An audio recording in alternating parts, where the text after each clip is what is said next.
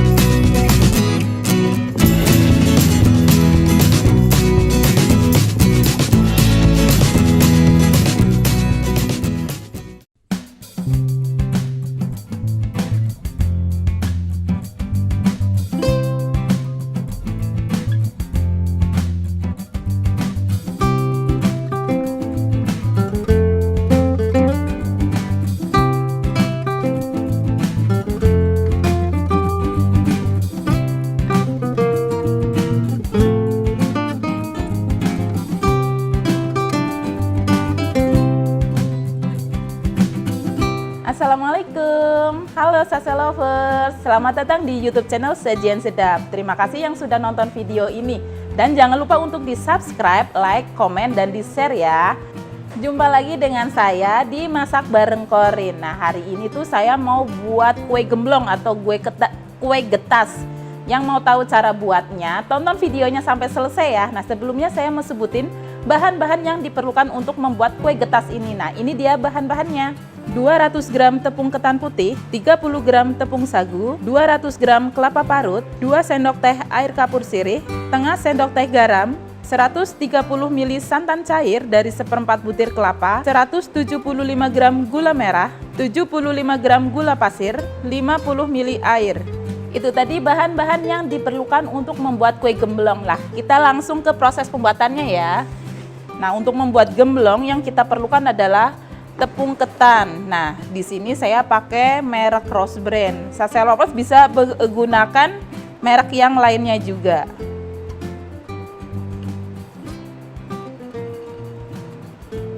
Nah, selain itu, saya juga menggunakan tepung sagu. Nah, ini tujuannya supaya si gemblongnya itu saat digigit ada rasa kenyalnya dan tidak keras saat gemblongnya sudah dingin.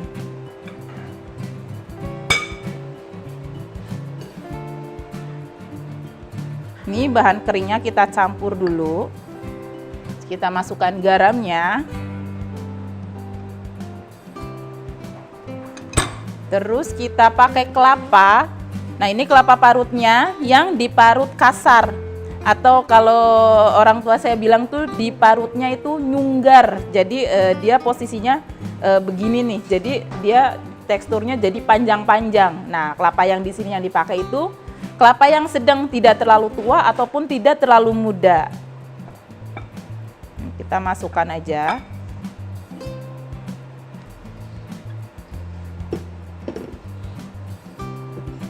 Nah, ini diaduk rata.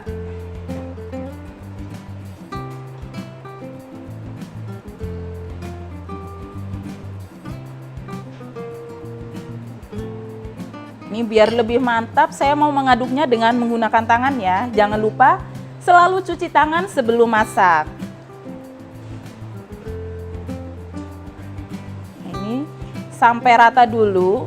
Jadi kalau belum rata, santannya jangan dituang terlebih dahulu.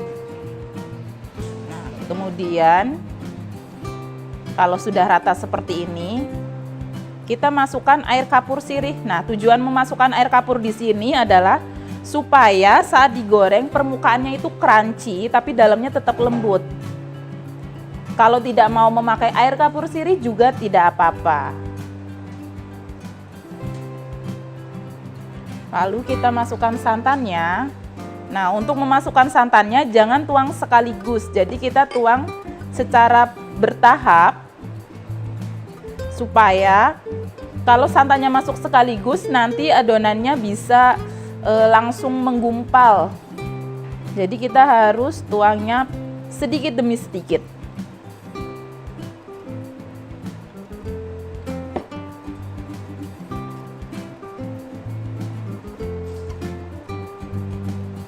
Nah, kalau Sase Lovers mau menggunakan tepung ketan yang giling sendiri, kemungkinan bahan cairnya atau santannya itu lebih sedikit ya, karena tepung ketan yang giling sendiri biasanya itu lebih lembab.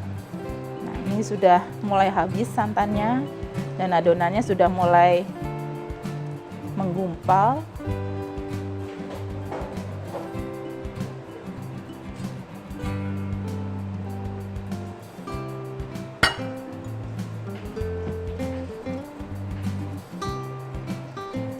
Nah, ini diadonin terus sampai si adonan tepung ketan dan kelapanya ini bisa dibentuk. Nah, ini udah mulai kalis. Nah, adonan udah siap dibentuk.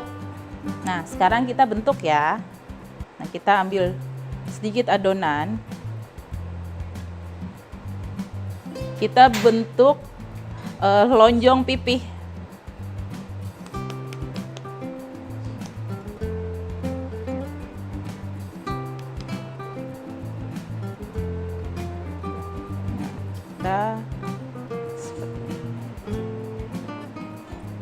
Atau mau dibentuk bulat tipis seperti perkedel juga tidak apa-apa.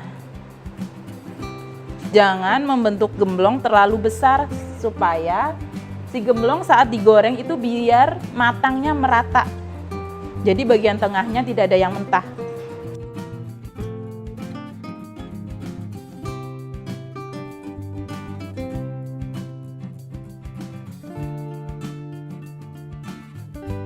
Nah, adonan gemblongnya sudah dibentuk, selanjutnya kita goreng ya. Nah, panaskan minyaknya dengan menggunakan api sedang. Pastikan minyaknya panas terlebih dahulu sebelum gemblongnya dimasukkan.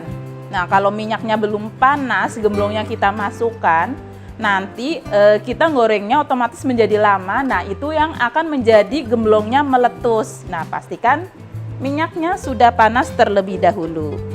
Nah, kita bisa mengeceknya dengan cara memasukkan sutil kayu seperti ini. Nah, kalau berbuih seperti ini artinya minyaknya sudah panas.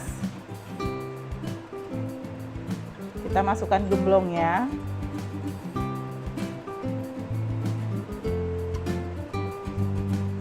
Menggoreng gemblong juga jangan menggunakan api yang terlalu besar. Nah, kalau kita apinya terlalu besar, gemblongnya akan lebih coklat, lebih cepat coklatnya, tapi bagian tengahnya masih mentah. Jadi pastikan menggunakan api sedang supaya matangnya merata.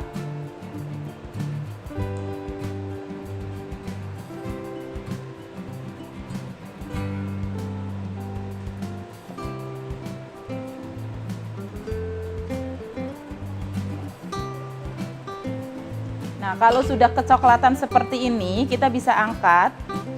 Jangan goreng gemblong terlalu lama. Nah, kalau kita gorengnya terlalu lama akan menyebabkan gemblongnya menjadi keras.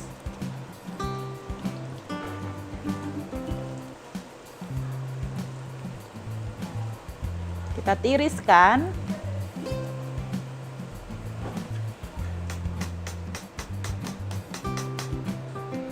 Agar minyaknya benar-benar tiris.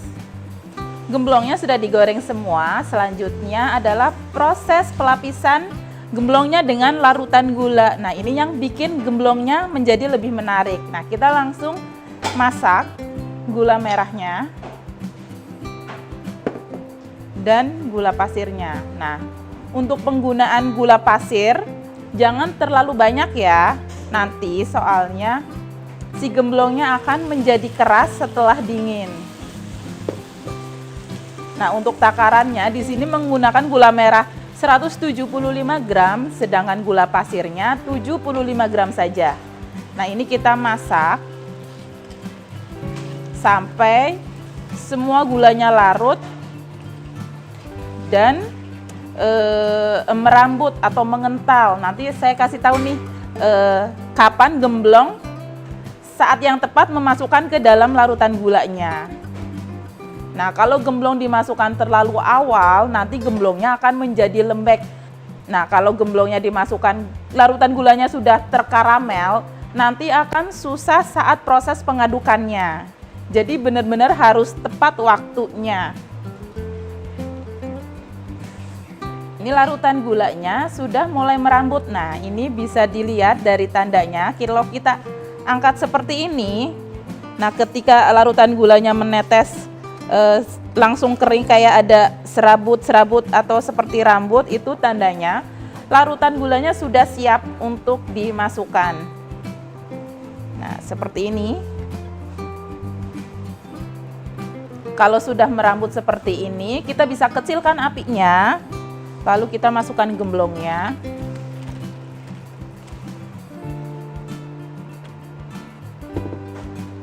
Nah, kita bisa aduk-aduk.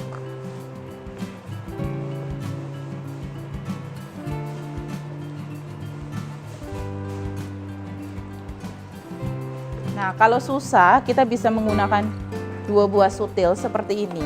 Lalu kita aduk-aduk. Nah, ini sampai semua gemblongnya terkena larutan gulanya.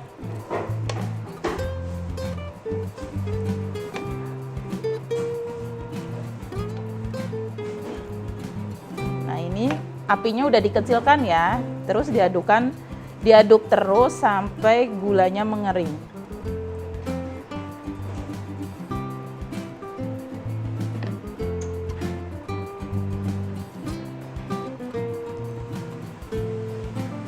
aduk terus. Nah, ini gemblongnya sudah siap dihidangkan. Tinggal menunggu gulanya mengeras atau mengering dengan sendirinya.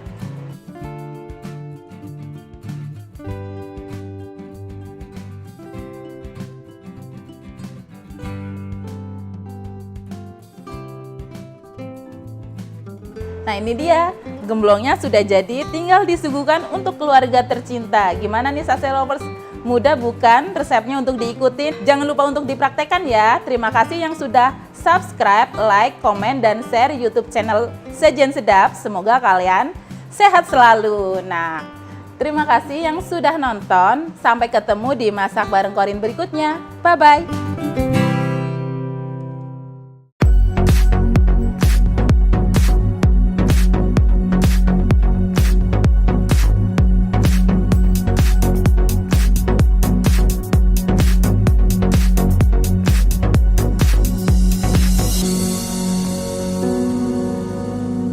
Assalamualaikum Sase Lovers, jumpa lagi dengan saya Korin. Nah, seneng banget nih hari ini aku tuh mau bikin kue cucur, kue tradisional yang terbuat dari tepung beras dan larutan gula merah. Nah, kue cucur ini gampang banget diperoleh, hampir di seluruh pasar tradisional pasti ada yang jual kue cucur. Nah, yang penasaran bagaimana cara buatnya biar bersarang cantik, tonton videonya sampai selesai ya. Nah, sebelumnya saya mau sebutin bahan-bahan yang diperlukan untuk membuat kue cucur ini. Nah, ini dia bahan-bahannya. 230 ml air, 125 gram gula merah, 2 lembar daun pandan, 125 gram tepung beras, 30 gram tepung terigu protein sedang, 1/4 sendok teh garam. Itu tadi bahan-bahan yang diperlukan untuk membuat kue cucur. Nah, kita langsung ke proses pembuatannya. Yang pertama kita lakukan adalah merebus gula dan airnya. Nah, jangan lupa memakai daun pandan. Ini kita ikat simpul biar lebih wangi aromanya. Kue cucur yang kali ini akan kita buat adalah kue cucur yang basic, yang terbuat dari gula merah. Nah, ini kita rebus.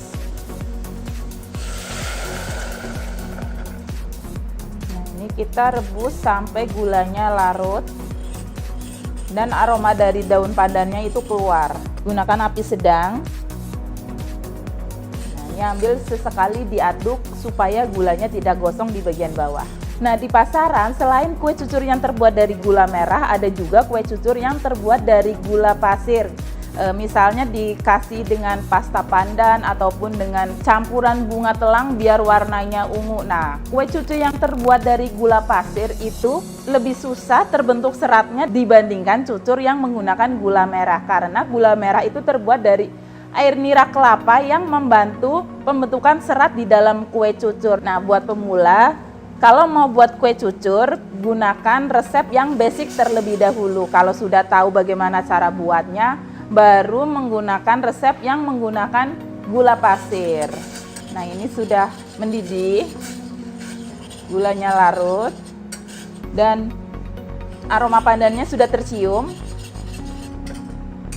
Kita matikan apinya. Nah, ini kita dinginkan, terus nantinya kita akan saring. Nah, kita saring larutan gulanya.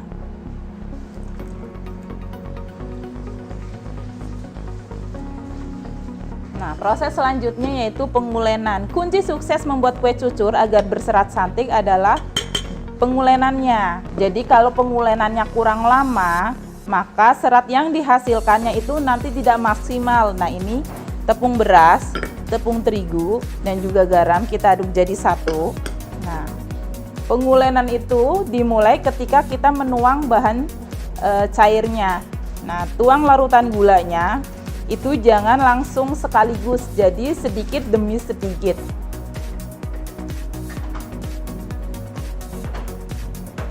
Nah, ini diaduk rata. Nah, kemudian kita keplok adonannya. Nah, proses pengeplokan adalah proses memukul-mukul adonan dengan cara menepuk-nepuk seperti ini, naik turun. Dan kecepatannya stabil aja, jadi jangan terlalu cepat atau jangan terlalu pelan. Nah, ini bertujuan untuk memasukkan udara ke dalam adonan kue cucur yang nantinya akan membentuk serat saat digoreng. Nah, kalau cairannya kita masukkan sekaligus, adonannya tidak bisa dikeplok seperti ini karena terlalu cair. Nah, ini kita keplok selama 30 menit. Nah, ini kita udah kocok udah 20 menit. Kita masukkan larutan gulanya lagi. Nah, ini udah 30 menit, kita masukkan sisa larutan gulanya.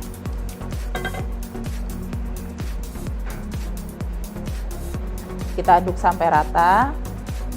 Nah, ini adonan yang sudah kita keplok selama 30 menit. Kemudian adonannya kita istirahatkan minimal setengah jam. Nah, ini juga jadi salah satu kunci sukses agar kue cucur kita bersarang saat digoreng. Nah, ini kita diamkan dulu. Nah, ini adonannya sudah didiamkan selama 30 menit. Selanjutnya kita goreng. Masukkan minyak 4 sendok makan. Gunakan wajan yang cekung betul seperti wajan serabi.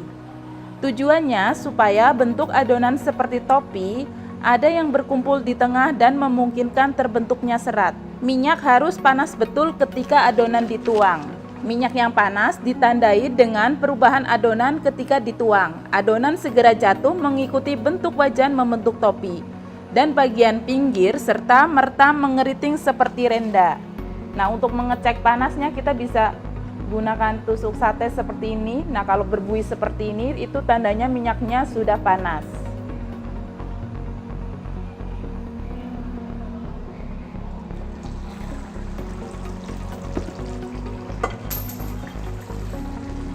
Kecilkan api begitu dituang agar cucur tidak menjadi coklat sebelum bagian tengahnya cukup sarangnya dan matang. Siram-siram kue agar sarang terbentuk. Bila sudah berkulit, tusuk bagian tengah kue, adonan yang masih mentah akan mengalir keluar.